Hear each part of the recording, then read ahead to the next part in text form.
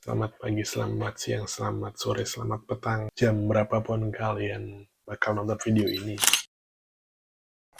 Beberapa hari yang lalu tuh gue nonton video yang belakangan ini mengebohkan dunia maya, terutama cerita horor. Ada satu video dari konten kreator RJ5, dia mengundang seorang narasumber yang menuturkan bahwa di tempat dia itu ada lagi diteror sama tuyul, dan itu udah lama kejadiannya dan sampai saat ini juga masih. Tapi dari awal sampai akhir itu gue pikir bakal ada pembuktian gitu, kayak ada footage yang menampilkan tuyulnya atau ada botol kaca gitu yang berisi tuyul dan cuman bisa orang-orang tertentu yang melihat gitu. Ternyata nggak ada sama sekali, nggak ada bukti apa-apa. Satu-satunya yang diputar di RJ5 itu cuma ada satu video tentang si narasumber yang berada di dalam masjid atau musola gitu, menggunakan speaker masjid atau musola itu, mengumumkan jika ada tuyul di daerah mereka, tolong jangan mengambil di daerah mereka, karena itu uang milik tetangga. Kalau mau ngambil, silahkan ambil di tempat lain. Dan selain video itu tidak ada footage atau gambar atau video yang menjelaskan bahwa ya tuyul itu beneran ada. Dan ketika dipancing-pancing sama si Mas Fajar atau hostnya RJ5 untuk ada bukti lain atau enggak gitu, si narasumbernya malah menantang si Mas Fajar ya untuk kalau mau pembuktian silahkan datang ke kampungnya, tapi jangan lupa bawa uang. Stop it. Get some help. Maksud gue gini, namanya orang yang mengeluarkan statement itu harus punya bukti gitu. Bukan kebalik kayak orang lain yang mau membuktikan silahkan. Gak gitu, kalau mau ngasih statement atau memberikan kabar itu harus ada buktinya dulu. Bukan orang lain yang harus membuktikan. Jangan dibulak-balik, Mas.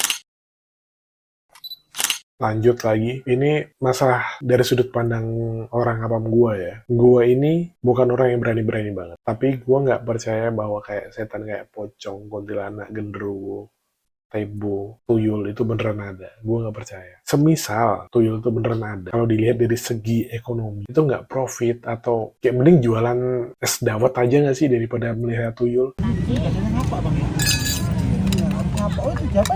Soalnya gini, yang namanya orang ngontrak tuyul, nggak mungkin cuma hitungan ratusan ribu, paling nggak jutaan. Tuyul itu katanya dia butuh makan, makanya tuh ayam utuh. Padahal sekarang ayam potong itu sekitar 35 sampai 45 ribuan. Satu ekor doang tuh. Ya kalau tuyul tuh makan sehari sekali. Kalau sehari 2 kali atau 3 kali, jatuhnya udah 130 ribu.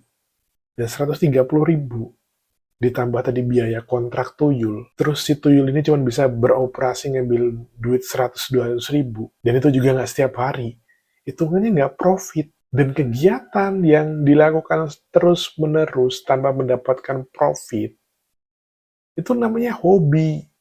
Sekarang siapa yang punya hobi melihara tuyul tuh siapa? Daripada melihara tuyul, hobi tuh kayak mini soccer gitu, ntar nyewa tukang foto atau fotografer di pinggir lapangan, balik-balik dapat sehat sama foto. Estetik lagi. Kenapa gue pribadi melarang atau tidak menyarankan untuk percaya pada hantu atau setan atau tuyul dan sejenisnya? Karena buat gue, cerita kayak setan genderuwo, tebo, terus tuyul, itu adalah cerita buatan orang-orang zaman dahulu yang malas untuk menjelaskan ke anak-anaknya kenapa nggak boleh keluar malam. Atau khususnya buat tuyul ini ya ketika duitnya nggak ada, orang itu malas menjelaskan kronologinya, ya udah tinggal bilang, diambil tuyul, selesai. Zaman dulu kayak gitu. Kayak, jangan keluar malam, nanti diculik sama wewe. Apakah itu beneran ada? Enggak. Cuman orang zaman dahulu itu malas menjelaskan ke anaknya kenapa nggak boleh keluar malam. Kalau sekarang kita enak. Ada ChatGPT, tinggal Google. Kenapa nggak boleh keluar malam? Bisa masuk angin lah, bisa kena penyakit lah, bisa jadi begadang lah. Banyak gitu, bikin capek mungkin. Makanya mereka mencari cerita agar anaknya nggak bandel dan nurut sama mereka. Dan yang jadi masalah sekarang adalah, sampai sekarang 2025, ini masih dipakai. Udah nggak relate harusnya. Malah sekarang malah jadi tuyul dipercaya beneran ada tuh. Nggak masuk akal. Jangan mau dibodohi dengan hal mistis. Berpikirlah yang logis. Dan fakta pahitnya lagi, tuyul ini seringkali jadiin kambing hitam gitu. Duitnya hilang, nyalahin tuyul. Manajemen keuangannya jelek, nyalahin tuyul. Token listrik habis, nyalahin. Nggak bisa. Tuyul nggak bisa nyalahin, nggak bisa ngambil listrik ya. Why are you running? Why are you running? Padahal duit hilang kan bisa jadi kayak jatuh di jalan, diambil siapa gitu orang. Orang ya, manusia, bukan setan. Diambil manusia ya. Setan apa sih butuh duit? Yang butuh tuh manusia. Bisa juga manajemen tadi yang buruk. Dia lupa kalau duitnya udah dipakai. Bisa, itu ini tuh logis banget. Apalagi kalau udah ada duit gitu, terus ternyata dipakai buat depo, rungkat, main judolnya. Ditanya duitnya tadi mana? Wah, hilang, diambil tuyul. Padahal udah dipakai buat rungkat. Padahal ya, duit hilang itu nggak seharusnya nyerahin tuyul. Bisa jadi kita yang malas introspeksi diri dan menyalahkan diri sendiri. Ini paling nggak ya, gue nemu empat kemungkinan gimana kita bisa merasa bahwa itu diambil atau diambil tuyul. Yang pertama, diambil keluarga sendiri. Bisa, anak tiba-tiba dapat duit buat jajan, padahal kita nggak ngasih. Bisa, suami sama istri misal lagi jualan gitu, punya tabungan bersama, tiba-tiba duitnya kurang, padahal dipakai buat beli pancingan sama suaminya, atau dipakai buat beli online shop sama istrinya nggak bilang-bilang. Bisa. Apakah itu kemungkinannya besar? Besar banget. Karena orang yang serumah, dipercaya.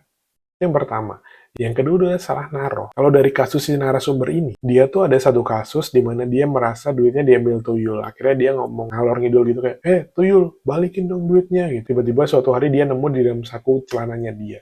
Ada duit gitu. Bisa jadi itu salah naruh. Bukan diambil tuyul dari awal. Kayak punya duit 100.000, dimasukin kantong kiri. Kita nyarinya di kantong kanan. Wah, duitku di kantong kanan nggak ada gitu. Ya suatu hari kemudian dia ngecek saku kiri. Ada duit 100.000. Dia bilang, wah duitnya dibalikin sama tuyul. Enggak. Lu salah naruh. Dan itu kemungkinan buat terjadinya gede. Namanya orang lupa. Yang ketiga, udah dipakai tapi nggak sadar dan nggak dihitung. Ini tadi salah satu faktor manajemen keuangan yang buruk. Ya semisal lo punya duit 200.000 gitu, udah dipakai buat beli bensin, buat jajan, buat beli pulsa, beli rokok. Tiba-tiba waktu sampai rumah dicek 200.000-nya hilang. Ya iyalah, kan tadi udah dipakai buat belanja, buat beli-beli. Masa ya masih utuh 200.000? Itu malah jadi gaib. Yeah, boy. Faktor yang keempat, bisa jadi beneran dicuri. Bukan tuyul, tapi manusia. Beneran dicolong sama manusia. Mungkin tetangga, mungkin orang lewat. Kayak mungkin kita buka toko, terus lacinya lupa ditutup gitu. Tiba-tiba ada orang masuk, nyelonong, langsung buka kasir, ambil duitnya, lari. Bisa. Kenapa harus nyalahin tuyul? Dan tahu nggak? Nggak pernah ada kejadian polisi atau dukun atau paranormal mereka tuh dengan terang menangkap tuyul sebagai pelaku pencurian. Tapi tiap harinya ada ratusan orang kehilangan uang, lapor polisi dan ketangkep. Yang ngambil manusia juga. Tuyul itu nggak nyata, yang nyata itu manusia. Kalau uang hilang dan yang nyata itu manusia, berarti yang ambil siapa? Yang barusan kalian lihat itu AI. Tahun 2025, negara lain itu udah ngebahas teknologi. Sekarang berlomba-lomba bikin AI. Negara kita masih berkutat percaya bahwa tuyul itu beneran ada. Mirisannya. Dan yang gue kritisi lagi dari si narasumbernya ini, si masnya ini, dari awal sampai akhir tuh gue notice-nya tuh, si masnya ini menolak, benar-benar menolak ya, bukan mengesampingkan, tapi dia menolak buat percaya bahwa uang itu bisa jadi diambil oleh tetangga, kerabat, ataupun keluarga. Dia bahkan terang-terangan bilang, masa iya keluarganya atau anaknya yang ngambil. Padahal itu kemungkinannya terbesar. Kalau orang luar mau ngambil, masuk ke rumah, itu dicurigai, ya kan? Buat ngambil tuh kayak lebih susah. Tapi kalau orang dalam rumah, itu nggak ada yang curiga. Karena emang tiap harinya di situ. Wajar kalau dia keluar masuk rumah. Dan wajar juga kalau dia masuk kamar, tiba-tiba ngambil. Bisa jadi, kemungkinannya besar banget. Dan alasan keduanya si Mas tuh, salah satu kasusnya tuh ada yang dia naruh di truknya dia itu uang sebesar 125.000.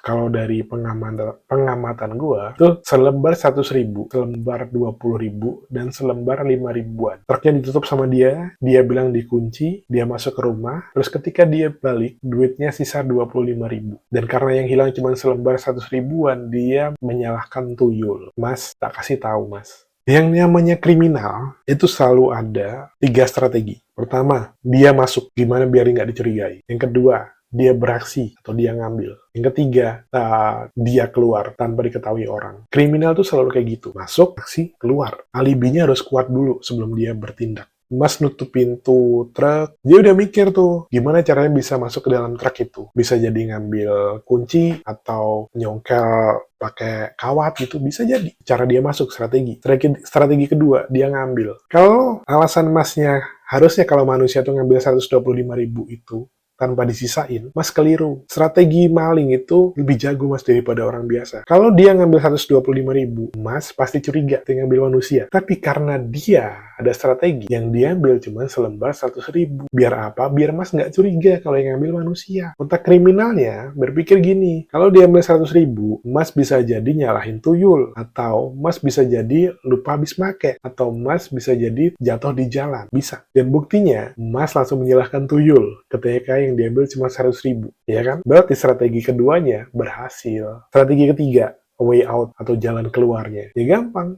Ketika Mas sudah curiga ada yang ngambil, dia tinggal bilang, tuyul nih yang ngambil. Selesai. Oh my God! Wow! Gak ada yang mencurigai dia. Padahal jelas-jelas maling manusia yang ngambil. Tapi Mas dengan lantangnya bilang, gak mungkin yang ngambil manusia. Kelar. Apakah ada bukti yang ambil tuyul? Nggak ada, Mas. Ini bisa dibilang praduga tak bersalah. Tuyul tak bersalah. Kasihan tau tuyul. Suamiku tidak curiga, anakku takut durhaka, menantuku tidak berani menuduh. Jadilah mereka menuduh tuyul. Tolonglah, melek lah. Melek itu apa ya? Buka mata kalian lebar-lebar. Udah ada pembuktiannya Ferry Irwandi. Dia nantang dukun. Nggak ada satu Indonesia pun yang bisa nyantet dia. Kedua, ada pesulap merah. Yang kiri kanan bongkar padepokan itu. Akhirnya cuma trik sulap doang. Terus ada yang ketiga dan terakhir ini ada Zawin Nur ngajakin Panji Pragiwaksono buat ke gunung. Dibuktiin mana ada setan. Apakah genderuwo itu beneran ada. Semua penjelasan logisnya ketemu. Masa iya tiga orang ini loh, seluruh Indonesia tahu harusnya. Masa iya masih percaya kalau setan itu beneran ada? Kalau 3 orang ini yang mewakili akal sehat itu nggak bisa membuat kita matanya terbuka, terus apa lagi yang bisa membuat mata kita terbuka gitu? Janganlah percaya lagi. Gua pribadi juga menikmati cerita setan. Ceritanya setan mencekam gitu. Seru. Gue suka nonton film horor juga. Dengerin podcast horor tuh juga suka. Tapi yang gue nikmati ya ceritanya dan pembawaan ceritanya. Boleh mendengarkan, boleh menikmati, tapi jangan dipercayai. Oke? Banyak penjelasan hal-hal yang nggak logis, tapi bukan berarti itu setan. Cuman belum ketemu logisnya aja. Tolonglah, jangan dikit-dikit setan, dikit-dikit halu kayak gitu. Nggak ada. Setan tuh nggak ada. Buat pembuktian kalian ya, ini gue record jam, kelihatan nggak tuh? 3, 4, 5, 6. Jam setengah 4. Kenapa gue record jam segini? Karena buat pembuktian, kalau setan tuh nggak ada buat kalian. Gue di rumah sendiri, di atas, semua ruangan kosong, gelap. Pintu jendela gue buka. Gue ngomongin setan di atas sendirian malam-malam. Di waktu yang katanya rawan. Gue ngomongin genderuwo dari tadi. Ngomongin kuntilanak. Ngomongin tuyul. Katanya mereka kalau diomongin bakal datang mana? Gak ada. Logis lah. Kalau kalian ada pengalaman cerita horor, boleh cerita di kolom komentar, silahkan. Ntar gue baca. Nggak, gue olok-olok. Nggak bakal. Cuman kita bedah lah masih bareng-bareng lah. Kira-kira kejadiannya itu sebenarnya kayak gimana? Logisnya bisa dicari apa enggak? Kita bedah rame-rame. Jadi kalau kalian udah berhenti buat percaya kalau setan itu beneran ada, tulis di kolom komen. Dan kalau semisal kalian juga masih percaya kalau setan itu ada, tulis juga di komen apa yang bikin kalian masih percaya. Oke? Jangan lupa like, comment, subscribe. See you.